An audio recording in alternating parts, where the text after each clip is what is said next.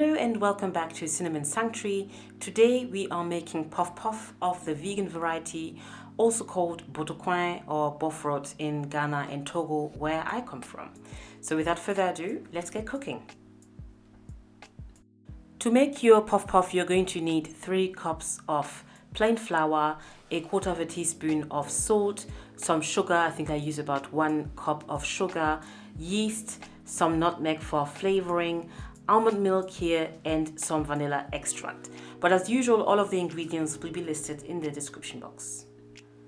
Now we're just going to combine all of the dry ingredients. So I'm just pouring my flour, sugar, salt, and yeast, as well as the nutmeg, into a bowl, and we're just going to mix that up before adding our wet ingredients. This puff puff recipe calls for fast action or active yeast, which means that there's no need for the yeast to be put in lukewarm water to let bloom prior to adding it to the flour. So this yeast can be added directly onto the flour and mixed up. So now we can go and add some almond milk. So I used 500 milliliters of almond milk here. We have to make sure that it's lukewarm, so I let it heat up in the microwave for about 40 seconds, and I'm adding a little bit of vanilla extract for the flavoring. And once your almond milk is nice and tepid, we can now add it onto the flour and start mixing. We're looking for a consistency that's not too runny and not too thick. So I poured 500 milliliters of almond milk into my pourer, but I ended up using about 450 milliliters. So I didn't use the whole lot. So I'm adding it in increments and mixing it all together until we achieve the following consistency. So this is what we need. This is not too runny and not too thick. This is perfect for your puff puff and ready to be left to rest. So now I'm just covering it in cling film as well as 1 kitchen towel, and I'm going to let this rest for about 90 minutes in a warm environment. I think your oven is a good bet. It's been exactly 90 minutes and the batter has now doubled in size. I hope you can see this. I'm just sort of using my hands to get rid of the air bubbles that have formed, and we can now start frying our puff puff. So I let the oil heat very nicely, and I'm just forming balls using my hands and dropping them into the hot oil. And I wish I had shown you this properly, but the way I form my dough balls, I just gather some batter into my hand and squeeze a ball out using my index finger and my thumb. I'm still perfecting my technique, to be honest. It's not perfect, but you can get decent balls with this.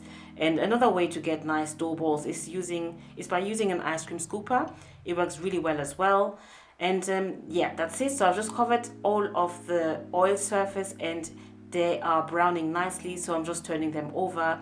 And you have to ensure that you turn them from time to time. Don't leave them for too long on one side. They have to cook evenly all over, so you have to make sure that you just keep turning them around. So this is my first batch, nicely done, golden brown and ready to be added onto a container. And I just lined my container with some paper, some parchment paper, to make sure that it absorbs all of the excess oil. And I'm just going in with my second batch, and that's pretty much it. It doesn't take long to fry this at all. I think each of them take about between 3 to 5 minutes, if that, to fry. From then on, your process is really quick and yeah, quite enjoyable as well. So I'm just scooping out the second batch out, and again we have a nice golden brown color, and you carry on until all of your batter has been used. This takes me right back to my time growing up in Benin and Togo. This is a standard afternoon snack.